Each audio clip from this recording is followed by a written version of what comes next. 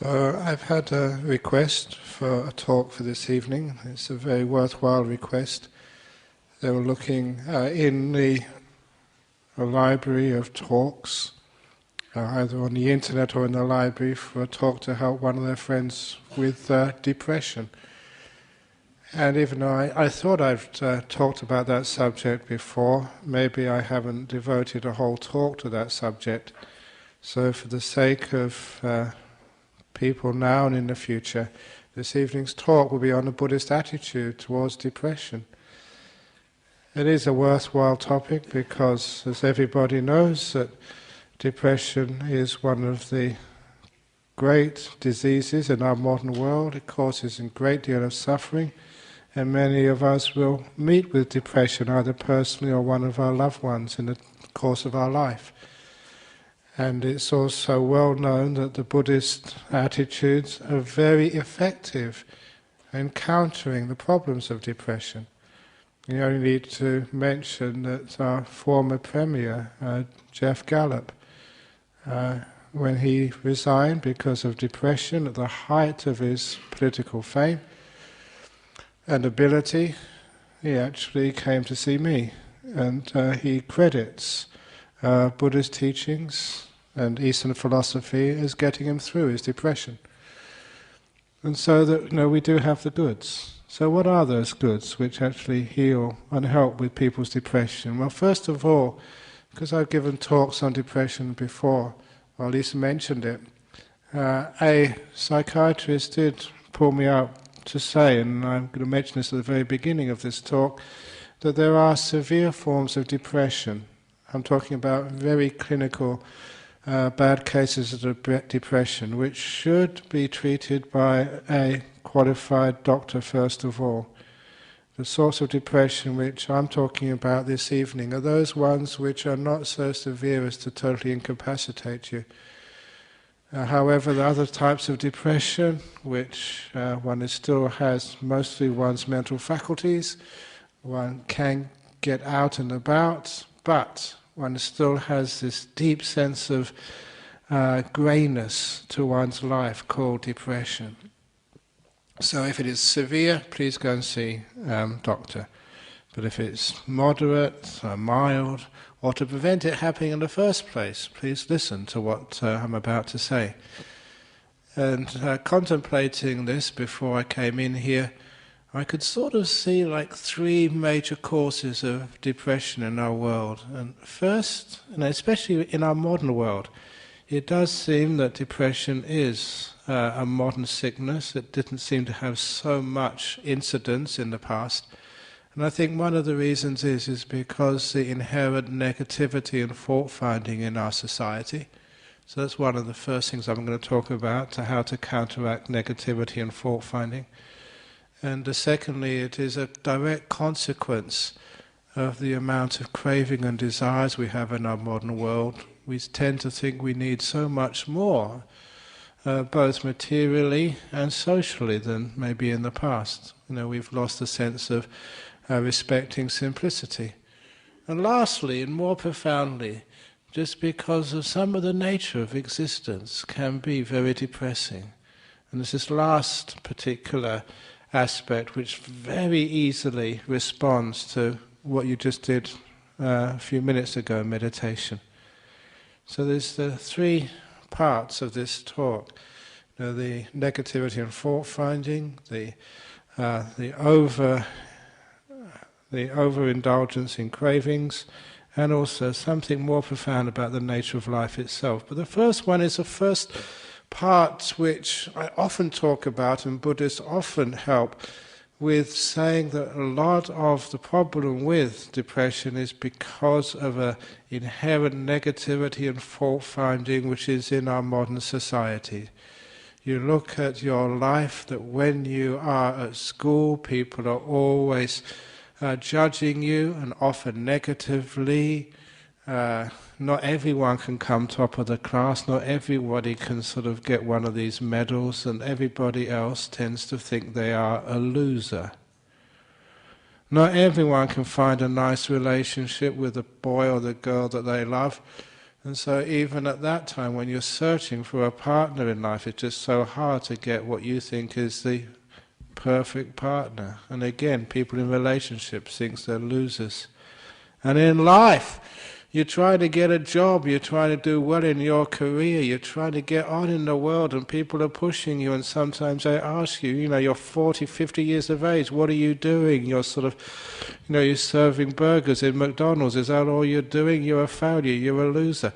Isn't it the case that people are just so critical and want to put you down, even though you may be able to serve the best veggie burgers in the whole of the McDonald's chains of restaurants? But what does that mean? It means that there's so much negativity in our worlds, always people pointing out the faults and pointing out your faults. And what happens when you get married or you have a nice relationship for the first couple of years? Yeah, people love each other, then they start pointing out the faults. It's one of those great stories that the person who got married, and he used to say, as the father-in-law took the daughter-in-law, no, his father-in-law took his new son-in-law aside. So you probably love my daughter very much. Yes, I've just married her. She's beautiful, she's charming, she's wonderful. Even the way she puts her finger in her ear to get the wax out is charming. He said that's what it's like when you get married. Everything you do is just lovable. And the father-in-law said, but in 1 or 2 years' time, you'll start to see the faults and defects in my daughter.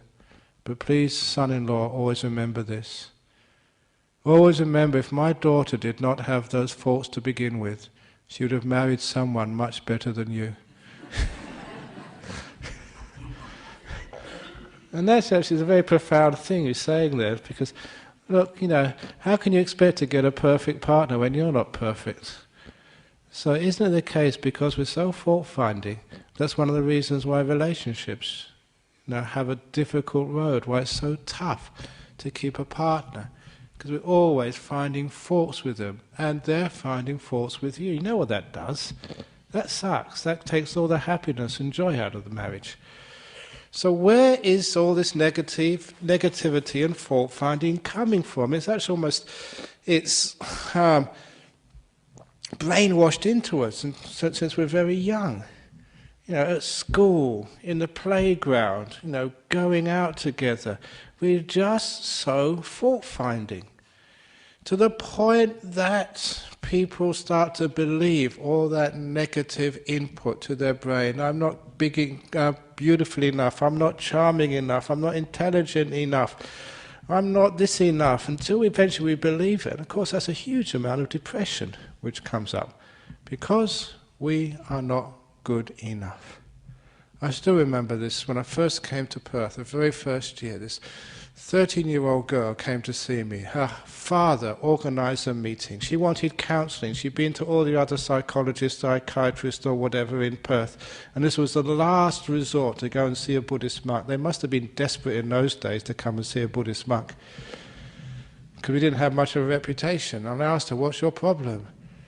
And she took a long time to get it out of her, because when people really feel they have a big problem and they just don't want to share it with you, especially a 13 or 14-year-old young girl. And eventually I got it out of her. She said, looking down at the floor, feeling so embarrassed, she said, my nose is too big. Now, you girls, you know that. You know where she's coming from. That to her, every time she looked in the mirror, she saw her nose and it was too big. And I tried to use like a scientific approach to her problem. I mentally measured her nose, and I've seen many noses in my life, and I measured it in my mind, and I told her, lady, that your nose is pretty average. It's not the most beautiful nose, it's certainly not the most ugly nose, it's just the nose, it's average, okay, but she wouldn't accept that. For her, it was the biggest problem, because it was right in front of her face. I didn't actually help her. But she helped me to understand sort of the negativity of fault-finding. You can see a nose and you exaggerate it simply because you're looking for faults. It is that nature of our human mind, when it hasn't been properly trained, to always see what's wrong in things rather than what is right. And that attitude causes a lot of depression. I'm going to have to ask you to excuse me, though, who come here every week for the last 10 or 20 years. Many of you have heard these stories before, but because this is a talk on depression and many people are going to hear this for the first time, one of the classic stories is that story of the two bad bricks in the wall. On Tuesday night I was in Brisbane. First time I've been to Brisbane to give talks, and one of the people there in question time said, Ajhan Brahm, I've read that story, I've heard it many times, can you please tell it again? I just want to hear it live.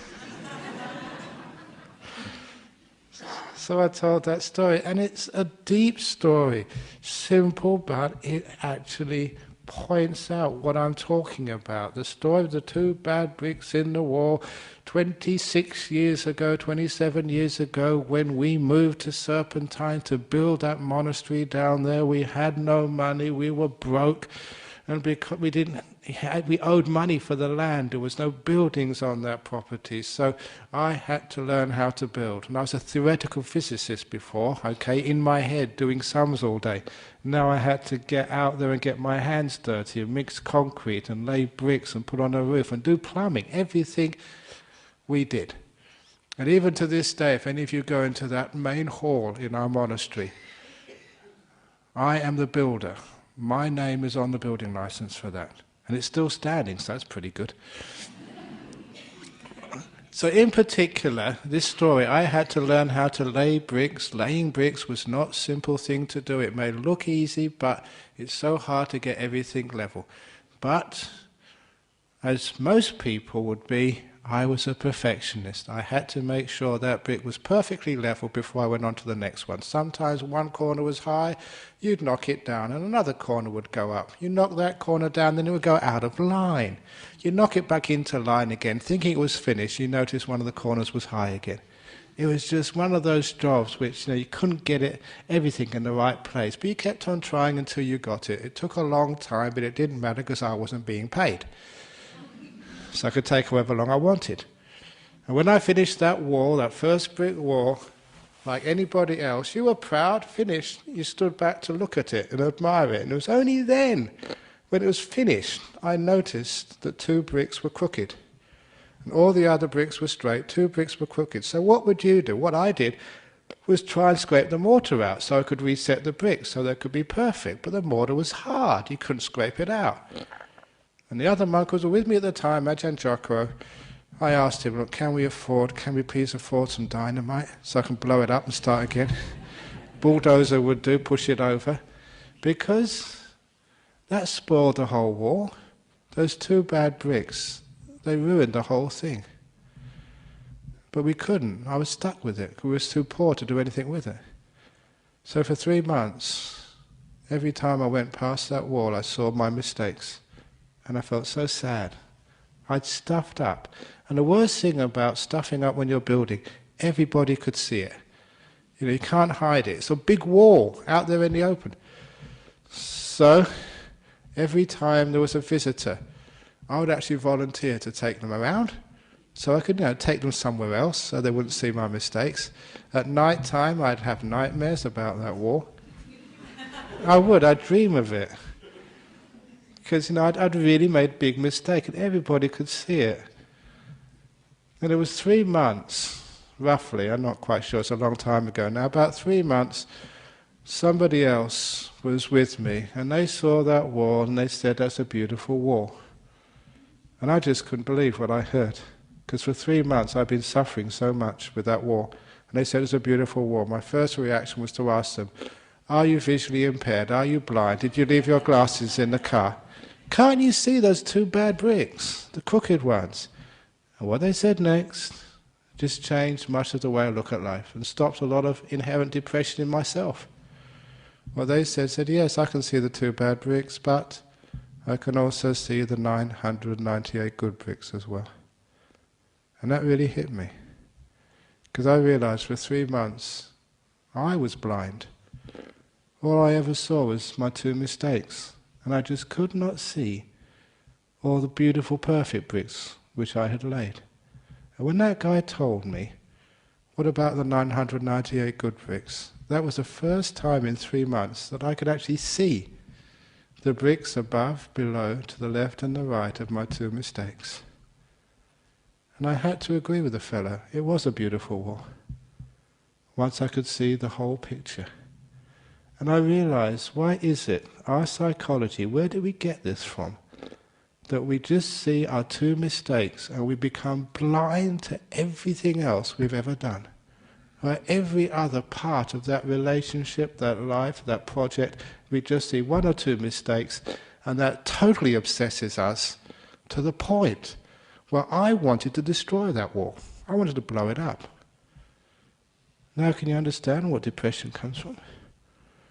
A lot of times, mistakes happen in life, tragedies occur, a loved one dies, you get cancer, you lose your job, lose everything in the stock market. One day you're Prime Minister, next day you're not.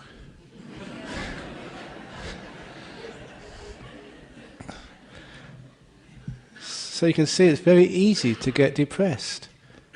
If all you see is just that one event, that one or two bad bricks.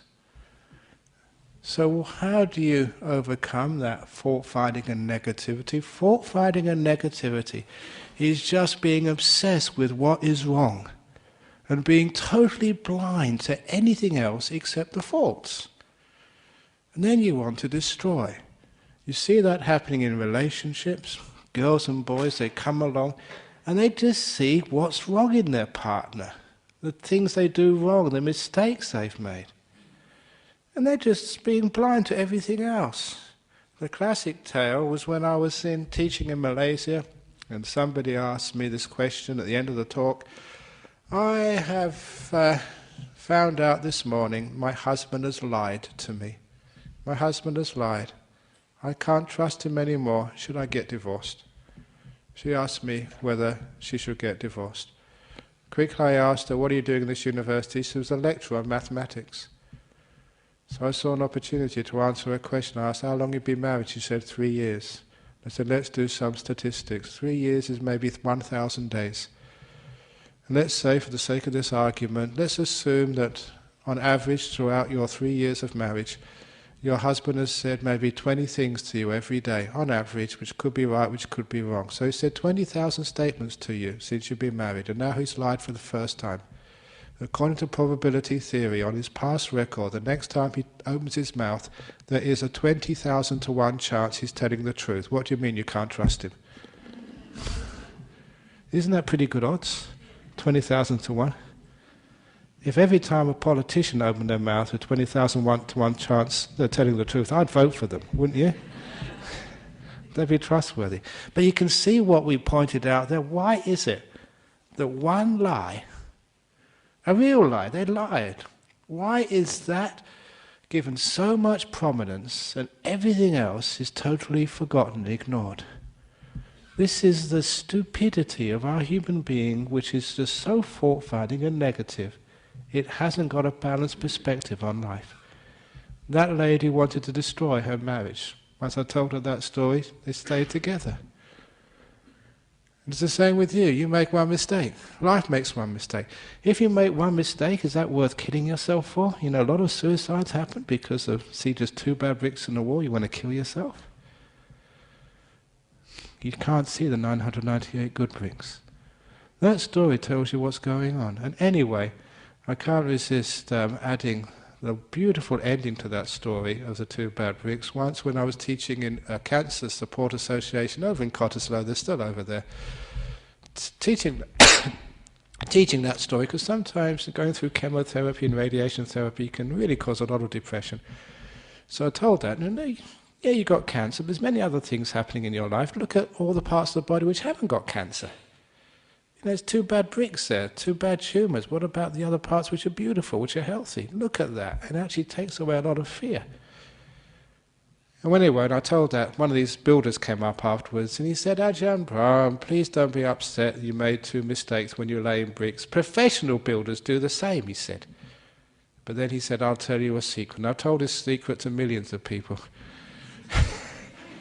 Internationally. He said, don't tell me your secrets, they'll be on the YouTube next day. He said, sort of, in the building industry where we make a mistake like that, we call it a feature. We call it a feature and we charge our clients an extra few $1,000s for it. So those of you who got features in your house, it probably started off as mistakes. And I love that, because this actually takes what we'd normally be negative about and realizing that that's a feature of your partner and of yourself. That's what makes them lovable. If they were so perfect, they'd just be impossible to love. There'd be no real meaning to that love. So it's their imperfection, their features. If you look upon it as a feature, it makes loving them more valuable. So that's the first story of overcoming depression, by realizing that you're just seeing two bad bricks in the wall. You need someone to point out what else is happening in your life, in your body, in your relationship. And you realize you see the big picture and it's not so negative anymore. Even just the other thing about negativity, which is one of the stories which I tell more often than probably any other story, and that is just why people, they look upon their past and they get so negative about something which happened to you. You know, you might get depressed because you got pinged by the police today for speeding. You might get depressed because, you know, you've lost your job today.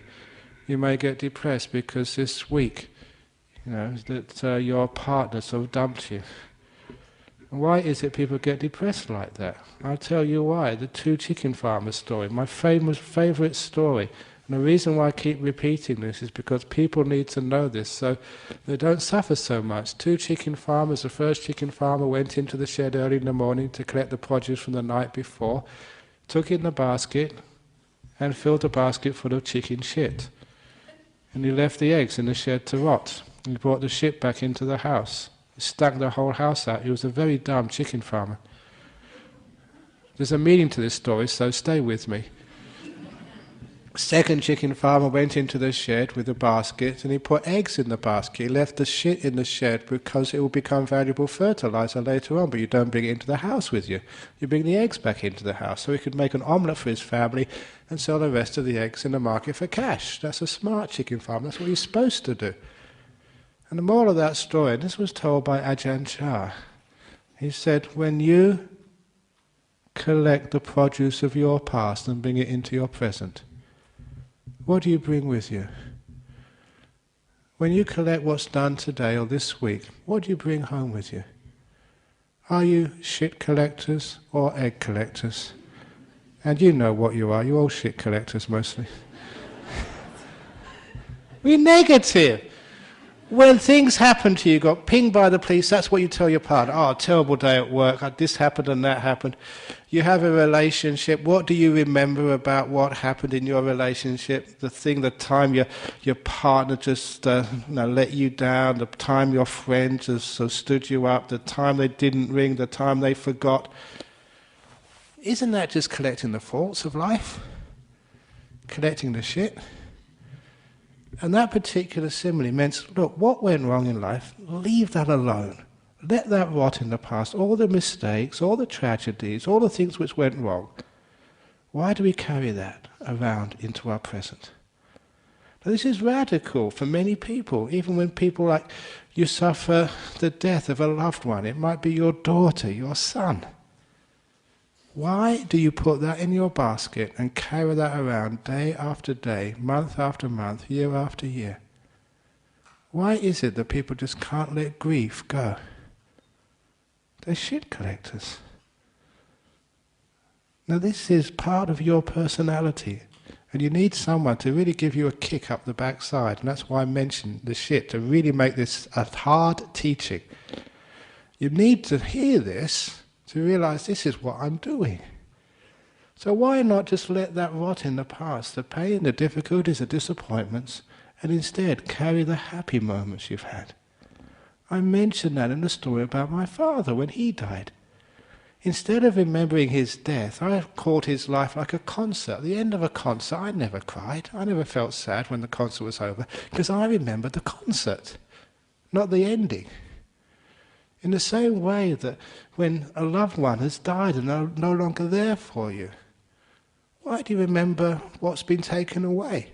Why can't you remember what you've had, all those wonderful years you've had together with your beautiful wife, with your great father, with this child who's actually come into your life for 6 weeks, and you've been able to love them, they've met you, they've come, they've visited you. Why not remember that instead of the tragedy of their death? Why don't collect the eggs and keep the eggs rather than the dung and the poo? Now when you see what you're doing, now you can understand why people do get depressed. Because they tend to incline towards the false, towards the negative, and they collect that. And look, if you collect too much shit, anyone will get depressed. And when people think, life sucks, life is terrible, life is awful, look what's happened to me. And all you're seeing is a part of your life. You're seeing the 2 bad bricks of your past, and that's what you're carrying into your present, into your future. Instead of seeing all the other 998 good bricks of your past.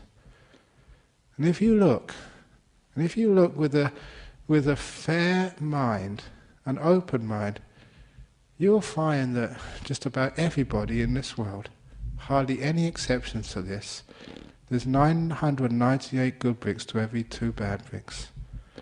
The beautiful, happy, successful moments of your life far outweigh the faults and problems, things which go wrong. The problem is, though, we just take the good stuff for granted. We don't collect it, we don't cherish it. Instead, we just cherish what goes wrong and the faults. This is our nature. We have to change that nature if we can overcome the depression. So please don't you be a shit collector. Just make a determination. I'm going to leave that in the past. You can do this. And for anybody who keeps telling me, no, you've got to learn from the mistakes of the past, no, that does not work. Ask any professional psychologist. You learn much more from the successes of the past, not the mistakes. Look, example, your relationship, your marriage. If you keep remembering what went wrong in your relationship, you know you're on the way to divorce, separation. Because what you do, you sort of start blaming and trying, your fault, no, it's your fault. You just make it worse. But what happens if you let those thoughts go and you remember all the beautiful times when the relationship was a wonderful time, the great moments you had together? What does that do?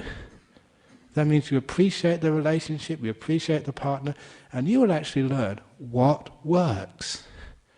And you will repeat what works. If you had a nice time together, decided just to go off to Brahm or somewhere just for the weekend, had a great time, if you remember that, you do it again. You learn from successes much more than you'll ever learn from mistakes. And also you avoid this terrible trap of depression. However, there is painful times in life. There is times when the person has just died, you have lost your job, you are sick, you've just been told that you've got your biopsy results have come through and you have got a cancer. But there's another of the great stories which Buddhism helps with, the great story of the Emperor's Ring. This too will pass.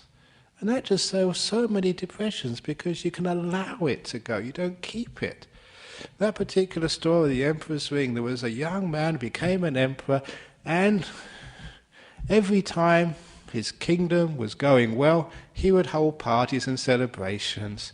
Every time the things were going bad in his kingdom, economy down, sort of credit crunch, people just upset at his tax reforms or whatever. Every time things were going difficult for him, he'd just stay in his room and get angry and depressed.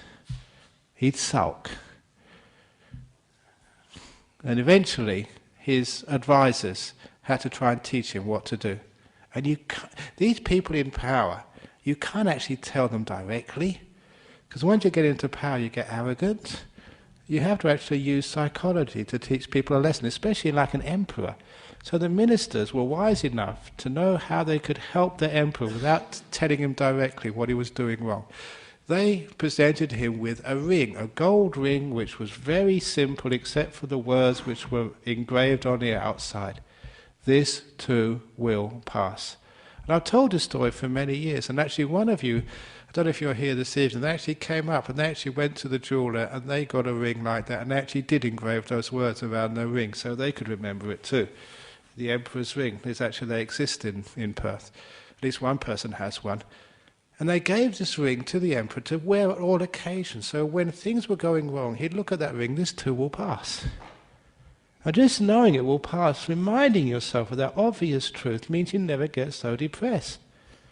And I've told that to many prisoners in jail, especially when they first go into jail. And that's just so humiliating. It's one of the most humiliating times of a person's life. They're a prisoner, they're in jail. They've been publicly humiliated, they've done a crime, and they're wearing this green and they're treated just like with no human rights, subservient to the prison officers. It's one of the most awful moments in your life. And you just tell them, look, it will pass. No, 2 years, 5 years, 10 years. The time will come when you walk out of that jail. And the time will come, you look back upon that experience way in the past, it's gone, it's finished. Bear with it, it will pass, and you know it does pass. You know, the radiation therapy, the chemotherapy, it does pass. The sickness, it passes. The grief, the tears, they do pass. You know it's going to pass. So remembering that takes away a lot of the pain, knowing it's not going to last. Now, but the best part of that story is that emperor would look at that ring during the good times and the prosperous times as well. This too will pass. Now, this was a brilliant part of that story. It meant when things were going well, when you have a beautiful relationship with your partner, when you're healthy, things are going well in your life, the economy is prospering, your football team is winning. When that happens, remember, this too will pass. That's not being negative or depressed. What that means is actually when things are going well, you never take them for granted. You've got this beautiful relationship with a great person. You don't take it for granted. You work your butt off to look after that relationship, to cherish it, to care for it. You really work hard to make sure that that prosperity lasts as much as it can. Because one of the problems with failure, people take it for granted. They don't put effort or care or love into their relationship. Sometimes that's what happens when people get married. They get that ring on their finger, the wedding ring, and they think, right, that's it now, we've committed. We don't have to work. And you know that's just the start of the work. You always have to work. Never take anything for granted. It will pass, so you keep working hard. And that way the prosperous times lasted longer than ever, which is another way of overcoming depression. Remember, this too will pass. Simple. But it's just so powerful. The next little story of how to overcome depression, it was, why is it that just whenever we are criticized, we hear it straight away? When we're praised, we just dismiss it, which causes us what we actually eat. You know, what we eat in our mind, what we actually hear. We hear junk food all the time. Depression, depressive stuff, criticism, what the things you do wrong. Praise, which is healthy food for the mind, we just reject it all the time. I think I told the story a couple of weeks ago or 3 weeks ago. When I got the John Curtin Medal in 2004, I had to give an acceptance speech. When I gave that acceptance speech, I said, and some of you were there at the time, you may remember this, I said, I'm quite surprised I've got this award. I never expected it, and I'm sure there are many other people in our community who work much harder than I do, who deserve it much more than me. And anyway, I couldn't get this without all these other people behind me, people like the committee, the BSW, Buddhist Society, my fellow monks who look after me, all of you. I couldn't have done this by myself, so really, I don't really deserve it, but thank you anyway. And that was the sort of speech which I gave. 1 year later, I thought, well, people come to my medal ceremony, I should go to another person's ceremony. It's like karma, you know, what you get, you should give. So I went to next year's ceremony when it was Professor Jofi. He was the head hematologist at Sir Charles Gardner Hospital. And the reason why he got the John Curtin Medal for that year was that he had seen that being a hematologist, that people who are going into Charlie Gardner's hospital for chemotherapy, radiation therapy, were getting top-class treatment, but they were walking out of that hospital without any care. So what he told us was that he decided to kick out a few people from the rooms. And these rooms in a hospital, they're just like gold dust. He used his authority to kick out a few people, and he turned it into the Brown's Alternative Therapy Centre, where you can get Reiki, homeopathy, foot massage, anything weird, you can get it in that place. and sponsored by Brown's Dairy. And when he did this, all of his peers thought, you were going crazy, you're going a bit troppo, because all this sort of stuff was not really recognized by mainstream medicine. And here was a big professor putting his reputation on the line so that anybody who had radiation therapy or chemotherapy could go there afterwards and get some Reiki or get a massage free of charge. And I knew what was happening. I know the way the mind works. I don't care whether Reiki works or homeopathy works or foot massage works or not, but I do know that someone is caring for you. A one-on-one person just pressing your feet with care for half an hour. That works. Just compassion and kindness. Someone actually being with you, looking after you. When you have massage, you're in the moment, you're giving compassion. I said in meditation, that heals. I know that. So I thought, that guy was so sharp and so wise. And of course, he was mentioning that already the research had come through. It was actually making a significant improvement in people's health. It was working. And so when I heard what he did, I thought, my goodness, what a hero, what a courageous man, standing his ground for something he believed in and actually getting it working, and actually stopping a huge amount of suffering with people who got cancers. And when he got up to accept his award, he said, well, there are other people in the community who deserve it much more than I do. I'm not quite sure why you chose me, and I couldn't have done this without all the other people who helped me. And I recognized it was pretty much the same speech I said the year before.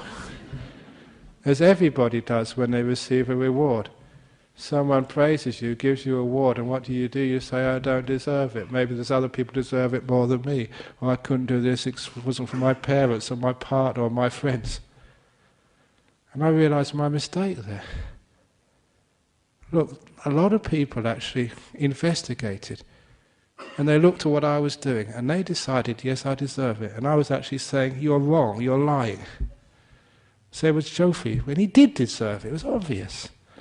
So the next time I ever get an award, when I give my speech, the first words I will say will be, thank you, I deserve this. Why are you laughing? You're laughing because it's not done, is it?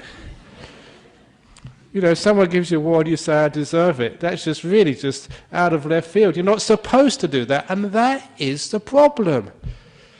We just refuse to accept praise and rewards. We just push it aside, every time. So look, the next time someone tells you, you did a marvellous act today, you did really great work, say, thank you, yes, I deserve it. Next time your husband says, oh, thank you, it's a delicious meal, darling. Say, yes, thank you, it was, I deserve it. Now, when you do that, you're actually going to stop a lot of depression. But when someone criticizes you, you are late picking me up today. Oh, yeah, that's true, I'm sorry. Why is it we always receive criticism straight away? Over in Sydney, in May, I was at a conference, listening to one of the Buddhists over there, great sort of psychologist, psychiatrist, Nkong Tan, and he was actually saying, research shows that if you're going to praise someone, you have to spend 15 seconds praising them before it actually gets in. 15 whole seconds, and then it will actually be received. Criticism, 1 second, it goes straight in. It's true. Which is why that if you are going to be praising your child, or maybe praising your wife, don't just say, oh, thank you, darling, you're a wonderful wife. No, you've got to say, thank you, darling, you're a wonderful wife, you're a great cook, you're so charming, I'm very happy that I managed to find you, and I'm so lucky you fell in love with me, and you're such a charming person, and we've had such a wonderful time together. 15 seconds up, it might go in. And it's actually true, you try that, you know it's true. Now is it quite clear where depression comes from? We just don't receive praise. All we receive is criticism. It goes straight in. So if we want to sort of stop depression, for goodness sake, when someone praises you, compliments you, or give you a medal, please receive it immediately. You do deserve it. If your partner says, thank you for being you, Don't think that they're speaking rubbish. Don't just demean their intelligence. Say, thank you, darling. Yes, you're right. I deserve that. And have your partner also receive it. And then when praise is not dismissed, we may have more of it in our marriage. We may have more of it in our office. Because when you dismiss these things, you praise someone, they just throw it back at you. Of course, you're just discouraging praise. When you're discouraging praise, you're discouraging mutual appreciation. You're actually discouraging love. When you discourage love, what's left? There's terrible negativity, fault-finding, pointing out people's faults, and I feel I'm terrible, and I must be the worst monk ever since the time of the Buddha. I'm really terrible, I'm awful. And if you keep thinking like that, of course you get depressed. So this is actually where we're actually healing depression by just changing the way we look at things. And getting that positive and receiving praise. Looking at the 998 good bricks in the wall. This too will pass. This actually works. And collecting the eggs, not the shit from the past. Now, I did also mention that sometimes we get depressed because just what we want in life is way too much. It's a crazy stuff. One of the experiences I had as a kid, no, not as a kid, I was a school teacher, 22, just before I went off to Thailand to become a monk. And this is very apt right now because this was World Cup in 1972, 73, must be 72, 74? It was World Cup, I don't know. Anyway, around that time, I would never forget this. There was a qualifying match, England versus Poland. Remember, I was English. You're watching it on the TV. England only needed to draw to go through to the finals. And it was a close match. They were winning 1-0. And then the last moment, Poland scored. And England got knocked out. It was a match. It was a good match, exciting, and I enjoyed it. The next day I went to school. All the kids, there was 900 kids in that school, and all the staff were all looking down at the floor. You know, kids are usually, teenagers, they're usually sometimes naughty in class. This day there was no discipline problems at all. They just couldn't bear to be naughty. They were just so depressed. And I thought, it's a blooming football match. What are you getting depressed about? It's only soccer. Why are you going to spoil a whole day about that? And the reason is because people just have far too many expectations and desires. When we desire so much, what actually happens is, I can actually see it's a stupid desire. Asking from the world what it can never give you. Australia will never win the World Cup. Come on, be practical about this. I say things like that, people get shocked, but it's obvious, isn't it? It's true. So asking from the world what it never gives us. And now what happens when we ask, you're going to die, you're going to get old, you're going to get sick, it's just the nature of this world. Your husband is going to sort of argue with you, your wife is going to sort of drive you crazy sometimes. That's what a marriage is like. So don't ask from a relationship what it can never give you. Because when you ask what life can never give you, what happens next is you get frustrated. And when life, so forth, disappoints you, you know who you blame. You don't really blame your partner. You don't blame your boss. You blame you. People actually think they're a failure because the marriage never worked, because they got sacked from work, because their team never won. You're not even playing on the pitch, but you're a supporter. Why do you take responsibility and feel sad about it? The supporters take blame. They didn't cheer loud enough or whatever, I'm not sure. But it's amazing to see that psychology where we take the blame of failure on ourselves and we get depressed. So actually, once you realize what desire actually does, please don't desire what the world will never give you. Keep your desires, in the parameters of practicality, of possibility, of what you can achieve. What's obvious, within your grasp. Don't reach too far. But when people do reach too far, the other thing which happens, they get this frustration. But because of our society, which is a you can do it society, you're just not wise enough, you're not trying hard enough. Go to an Anthony Robbins seminar. Yes, you can be rich. You can get the person of your dreams. Just put it in your mind. Think about it. Visualize it. And don't give up. Have faith in your dreams and you will reach them. That's so much crap, isn't it? Be honest about it. But it's not just that, it's actually so dangerous, it causes so much depression. It's actually dangerous. Because what happens, that people actually try even harder. They get frustration, they try harder, and they get angry. I don't know how many angry people are in this world. Why do they get angry? Apparently that's what poor old Kevin Rudd thought. He was really trying hard, had so much expectations, got frustrated, got terribly angry with himself and his staff and his friends. After anger, there's another stage. You get angry, angry, angry. That takes up so much energy. The next stage is depression. What's the point? You lose all your energy, you lose all your hope. You tried and you pushed yourself, and you think it's your fault. You didn't sort of do the right thing, you made the wrong choices. And that's another form of depression. All come because you just reached too far, strived too much, and thought that you could achieve these things when you weren't really working within the limitations of real life. And I know that. Sometimes I know that I give a talk on a Friday night. Sometimes they're going to be really good ones, sometimes bad ones. You can't make them all good ones. Sometimes you tell jokes and people really get it, and sometimes they just miss the whole joke, just like you do sometimes. So that's just life, isn't it? You can't do anything. So that when you actually work within the parameters of life, and you're wise enough to know what you can achieve, what life can give you, what it can't, then you don't have any stupid desires, these obsessive goals, which they crucify you, give you so much pain and suffering, and you just get angry, you keep pushing until you just give up and you get depressed.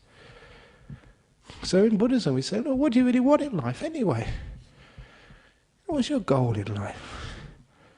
We all know, I don't know how many times you say this, you don't need to have the $1 million to be happy, and I'm one of the examples of that. I've got absolutely nothing, and I'm a pretty happy guy. Come and watch me, just don't get really upset.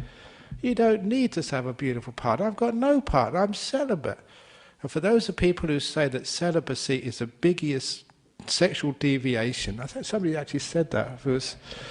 It was who was it now? Oh, they told me the other day. I said Freud. Freud actually said there's only one sexual deviation, that's celibacy. That's me.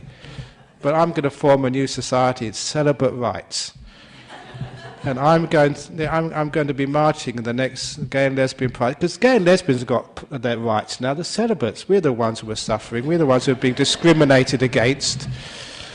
So it's celibate rights. Sometimes people say it's unnatural to be celibate, and they said that same as gays. It's unnatural to be gay. And they say it's unnatural to be celibate. I say, no, I'm demanding my right to be celibate. But anyhow, how did I get into that anyway? I forget now. But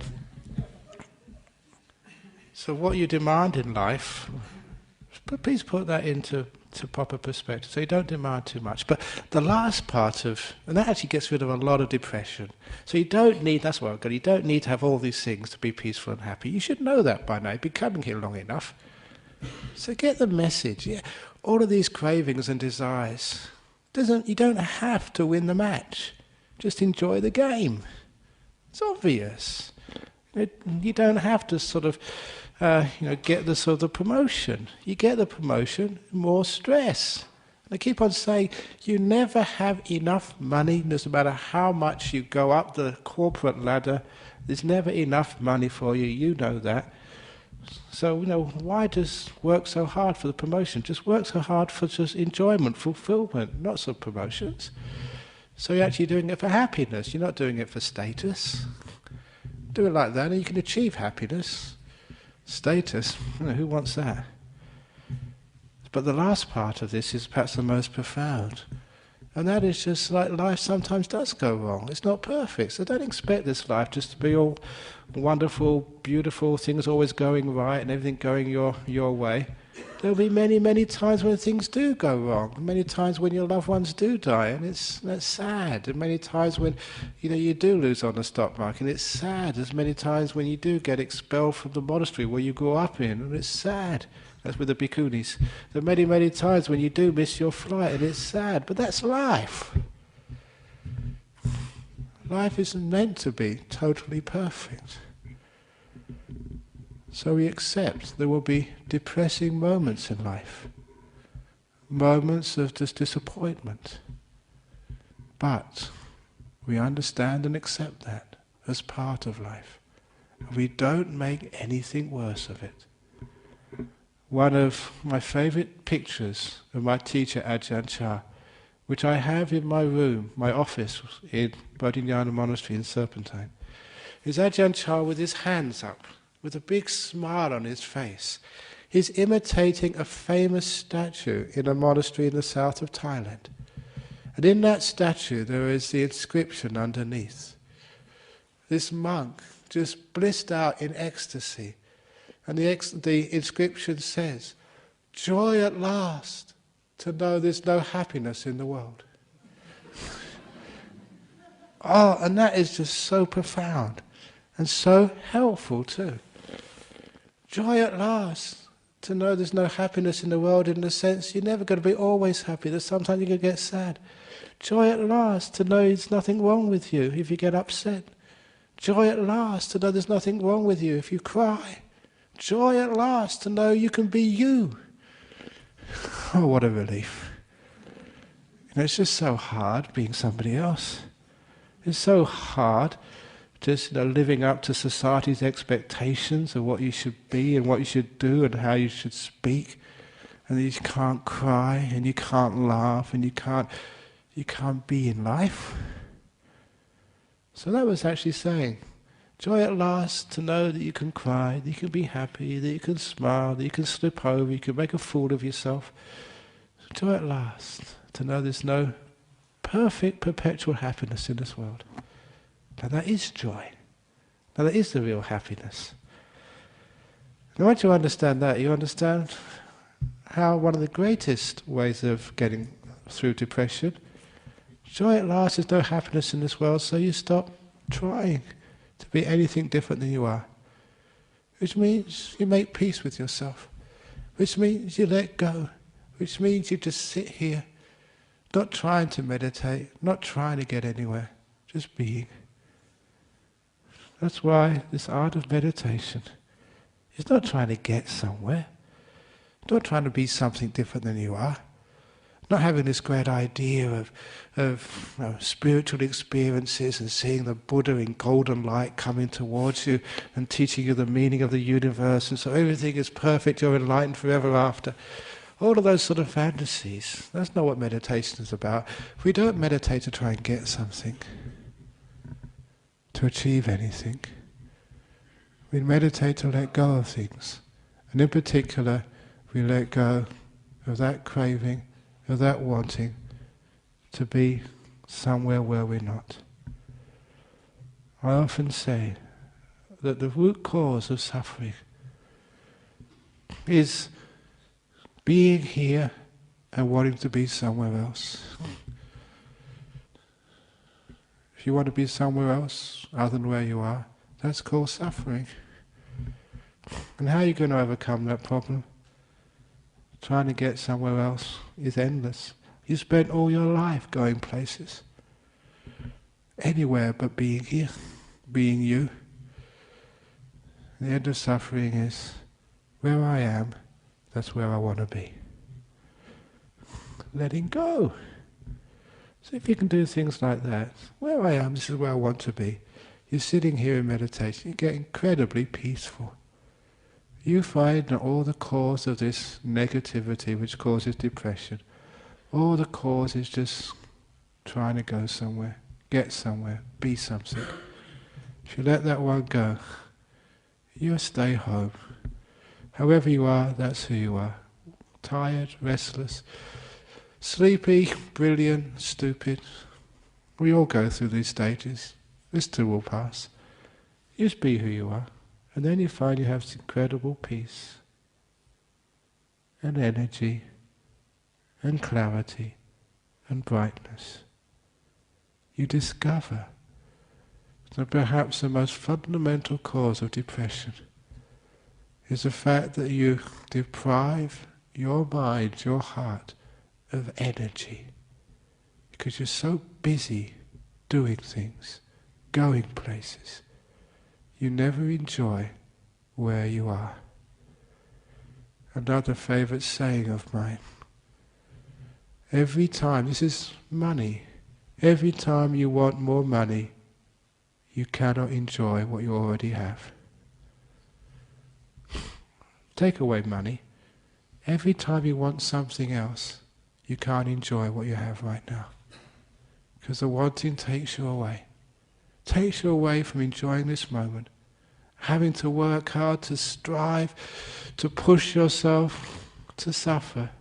Thinking that, yeah, when I get that thing, then I'll be happy. But all your desires, all your cravings will always be unfaithful to you. They promise you happiness, but as soon as you get them, you want something else. That's what I call unfaithful. Craving is unfaithful. Promises you something, but never delivers, so you want something else. Always moving. Understanding that, you understand that where I am is where I want to be. If I am wanting something, I can't enjoy what I already have. So enjoy what you have. Please enjoy your partner. Please enjoy your little temple. Please enjoy this talk. Please enjoy you. Please enjoy this weather. If you want it to be different, you are suffering. We learned that in our meditation practice, just to leave things alone, to let things be. Once you can do this in meditation, you find you have all the peace and happiness you could ever want. Then you try and do that in life. It just happens. You learn it here, and you practice it out there. This is like a gym, where you learn how to lift weights, run on these machines to get fit. But here you're learning how to let go, how to be, not to fight. And then you find you have all the happiness and peace you ever want in the world. You also find that the energy of your mind is bare energy, comes from stillness. The more you do, the more you strive, the more you wear your mind out. It's what Ajhan used to say. Never understood it until you really got into your meditation. If you want to have a powerful body, exercise it. If you want to have a powerful mind, keep it still.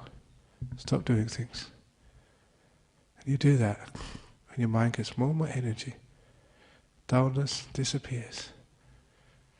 You get so much energy that depression just cannot sort of exist. Knowing that, the brightness, the brilliance, the energy, the happiness, which always comes with energy. Knowing that, you realize that one of the greatest causes of depression is people's brain has been worked too hard. So you've got no energy left. And what do people do when they get depressed? They try and exert energy, try to force themselves out of the depression, and that gets them spiraling downwards. The more you try, the more you're using up the little amount of energy you do have. So you've got even less. Go down, down, down, down. So one of the great ways of overcoming that depression, let it be. Stop fighting. Make peace with your depression. Open the door of your heart to being depressed. And see what happens. When you stop fighting, energy starts to come back. You've got a natural source of energy. Now you're not wasting it, getting negative about being negative. Leave it alone, let it be. And you'll find energy comes back. Energy brings happiness and clarity. And depression, like a fog, lifts from your heart. This is the deepest way, when you really know how to meditate. But please don't meditate with force. Don't strive, don't struggle. That makes it worse. Let it go. Let it be. It's because that monks and nuns have been meditating for years, know how to do this. We can just let go of things so easily. Which means when life goes wrong, things suck, that's fine, it's just life. Joy at last, know there's no happiness in this world. Woo! When you do things like that, you get peace, you get energy, your mind gets happy. Which means when everybody else is sad and distressed, you will always have a smile on your face. Those are the ways of overcoming depression. They're very powerful, which is why British National Health Service, the research arm, the National Institute for Clinical Health and Excellence, they call it NICE, they whisk out the H, I don't know why, in the acronym. When they did research some years ago to find out the best way of treatment of depression, they found with a huge clinical trial the most effective way, the way which worked the very best, was meditation. Hopefully you know why. But not meditation which forces, meditation which makes peace, which allows energy to come back. And with that energy, joy and happiness. That's how to overcome meditation. How to overcome depression, not meditation. How to overcome depression. So thank you for listening. I hope you enjoyed it. Okay, so in that talk I gave a few old stories, a few old things which you've read before, but I wanted to put it all in one talk. So any comments or questions about the talk this evening? Yes? I think it's an interesting question because, you know, I wrote that story a long time ago, and then people asked, where's the wall? And I had to go looking for it because I totally forgot it. And it was a case that at the time it's such a big thing for me. But then when I realised, oh, there's 998 good bricks in the wall, I forgot about those 2 bricks and I forgot where they were. I think they're in the monks' toilets. Because that was actually the first building we did there. So it must have been in there somewhere. But anyway, because that's such a famous story now, one of these days I'm going to get sort of a bricklayer and put like in the front of the monastery just so people can get their photograph taken by my 2 bad bricks. And actually just to make one there with 2 really crooked bricks so people can see it. It's almost like a tourist attraction. But it's a powerful story because it actually has helped so many people. It works. So any other questions anybody has to... Oh yes, in the back there. I deserve that.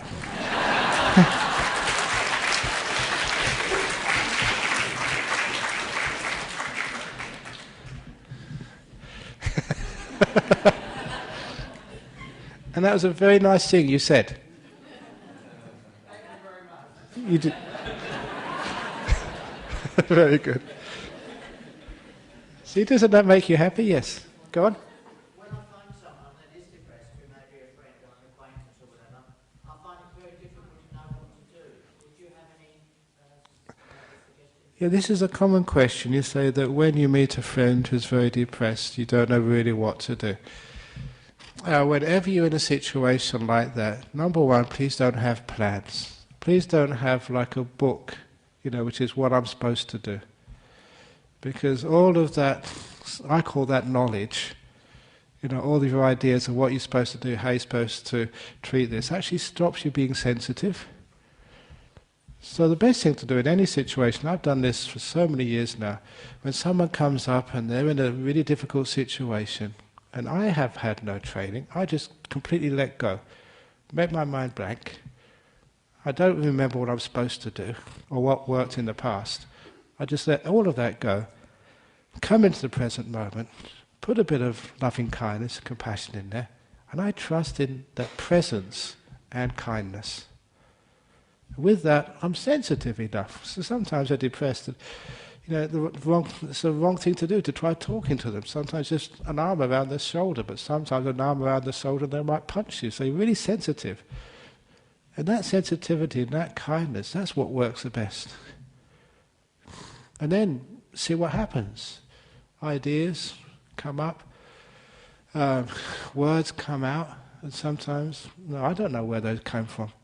But as long as I'm silent, as long as I'm kind, as long as I don't try and repeat what worked last time, or remember sort of the instructions in the book, then it usually works. And that happens in all situations and cases. So this is an old saying of mine, it's just never allow knowledge to stand in the way of truth. Because knowledge is what you're supposed to do, what's in the book, how you've been trained. And truth is actually what's right in front of you right now. And there's a huge amount of difference there. So just be in that moment, be with that person, and you actually feel what needs to be done. And I don't know what that is. It just happens, comes out. You got a question there? Is depression not privilege or disgrace or I don't know? It's not something just for certain people. Anyone can get this, right? Yes, everyone gets depression, from big depressions, small depressions from time to time in their life. It's part of life. Sort of question is just for analysis. Would it be like depression is to, if you give food to your mind, Yeah. you are sort of keeping your mind health, as if you give food to your body, you keep your body health, but bad food would make your body ill. Okay, yes, I think you're saying, just again for the tape, that like depression is almost like a mental starvation, a mental sickness, a mental dis-ease. And I think it's very true there. And you were saying that just like your body, if it has good food, good exercise, it becomes healthy and it doesn't get so sick. But even if you have good food and you exercise, you still get coughs and colds and sicknesses from time to time. That's just the nature of a body. It's the same with the nature of the mind. If you give it good food and exercise the mind, meditation is one of the best exercises, it still sometimes has depressions. That's what I was saying, that happiness at last, joy at last, there's no happiness, no perfect happiness in this world. So just accept this. But when you do practice or learn some of these strategies from Buddhism, you find that depression hardly comes at all. And if it does come, it's just so mild. You know exactly what to do, just leave it alone. Enjoy your depression. You can have a day off work. You can sit in bed and get your partner to feed you. Get all these people coming around, I've heard you're depressed. And then they're nice and kind to you. So if you ever do get depressed, please milk it for all it's worth.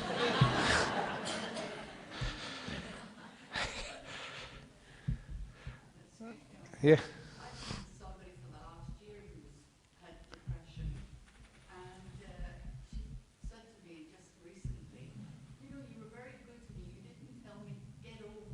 Get over it. But you were always there for me. Is there anything I can do to you?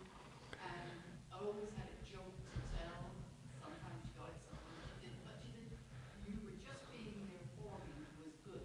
Great. Perhaps we could keep that in mind, the gentleman at the back. That's right. Yes, a very good thing there. If you tell someone, please get over it, then people feel more guilty and they have to strive more, and they get worse, they get deeper in there. But just being with people, telling them a joke, the depression joke.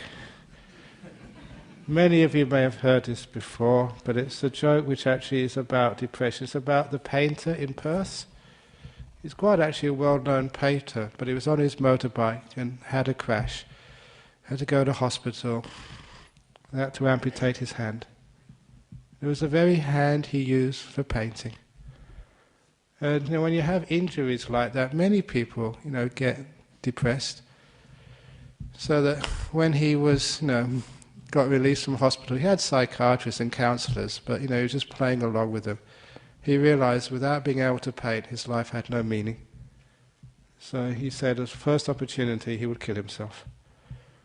So he went to St George's Terrace, went on one of those big buildings, went out onto the balcony, He was about to throw himself off, kill himself, when he saw a man with no arms at all. No arms at all. And he was actually dancing down St. George's Terrace. Dancing for joy. And it was one of those occasions he thought, look, I've only lost a hand. That guy down there's got no arms, and he's dancing.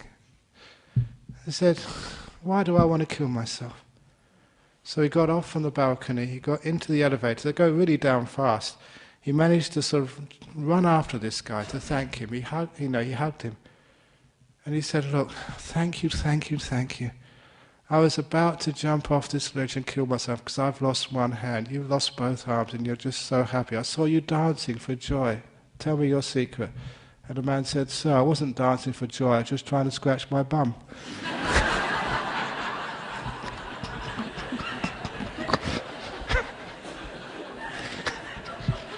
So anyway, if you've got no arms...